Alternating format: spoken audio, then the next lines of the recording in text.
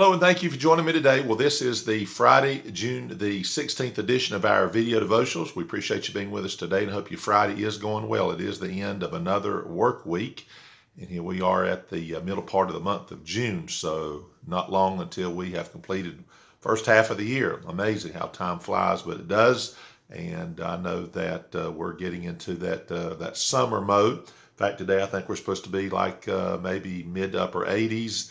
And so that's about normal for us. So whatever's going on around your neck of the woods, hopefully you're dealing with it. It is Faithful Friday, so let's thank God for his faithfulness to us and let us certainly be faithful to him. All right, just one thing here from the Today book, this being the 16th, it says here, in 1903, the Ford Motor Company was established. So all of you that are big fans of Ford vehicles and Ford products, then 1903, it was established on this date. So there you go. All right, back to the book of Job. And my reading today was chapters 5 through 8. And we're going to give you a few things here today. I think that'll maybe be very practical for us. Before we do that, of course, thank you for all who watch the videos. Thank you for everybody who makes any reply at all. And we appreciate that. If it's a blessing to you, then we're so glad about that. Okay, so we're going to be here in chapter 8. Let me kind of just give you a very brief summary of chapters 5 through 8, really chapters 4 through 8. We know, of course, Job is in his trial, and at this point, his health has been greatly affected. The children have passed. He has no wealth. His wife, basically, she's pretty much seems to be out of the picture, or at least we don't know anything else about her as far as her responses to Job. And then these friends begin to show up. The first one, his name is Eliphaz. Now, he started there in chapter 4, continues into chapter 5. Then Job is going to respond in chapters 6 and 7. And then we got a fellow by the name of Bildad the Shuhite. And in all these cases, they kind of began to build a case against Job. And they're looking at his condition and saying, your condition warrants us to say and make the judgment that you're being punished by God. Now, we know that's not the case, but that's their assumption. So I want you to notice something that Bildad the Shuhite says here in chapter 8. We'll begin at verse 1. Now, this is in response to what Job was saying, and really in response to what he was saying to old Eliphaz, the Temanite. All right, so notice what verse 1 of chapter 8 says. Then answered Bildad the Shuhite and said, how long wilt thou speak these things? And how long shall the words of thy mouth be like a strong wind? Doth God pervert judgment? Or doth the Almighty pervert justice? If thy children have sinned against him, and he have cast them away for their transgression, if thou wouldest seek unto God betimes, and make thy supplication to the Almighty, if thou wert pure and upright, surely now he would awake for thee, and make the habitation of thy righteousness prosperous. Though thy beginning was small, yet thy latter end should greatly increase.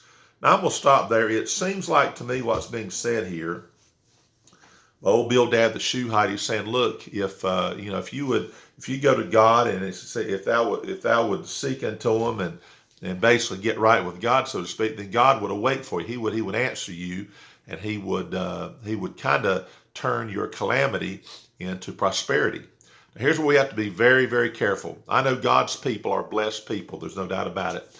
If God did not give us anything except our needs, and really that's all God has promised us, and I know God gives us much more than our needs, but I'm saying if all we did was we had a roof over our head, and we had clothes on our back, we had food to eat, didn't have to be anything elaborate, just something to keep us alive and all that, then you know what? We're blessed. We're blessed.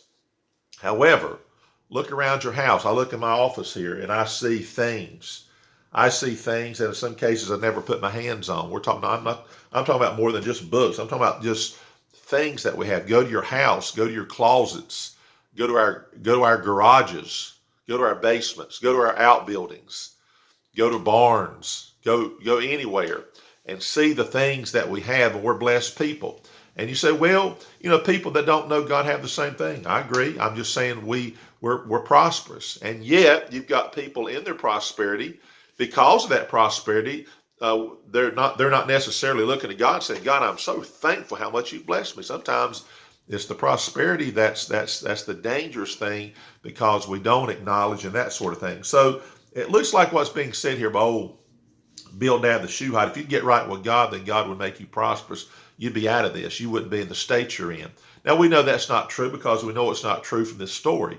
And that's why we have to be careful. There are people that are out of the will of God, and they suffer the consequences in many ways. And yet there's some people you look at, and they're in the will of God. They love the Lord. They're faithful to the house of God. They serve God, and they don't have maybe the things that others have, and perhaps they just don't want them, and that's just the way it is, and that's fine. But the thing I want to say is, we've got to be careful with this idea that prosperity equals being right with God. That's just not so. Jesus, when he came to earth, if he wanted to set that example, then he would have had all kinds of things. But he came very humbly. John the Baptist, again, another example. Here's the forerunner to announce Jesus, to prepare the way of the Lord.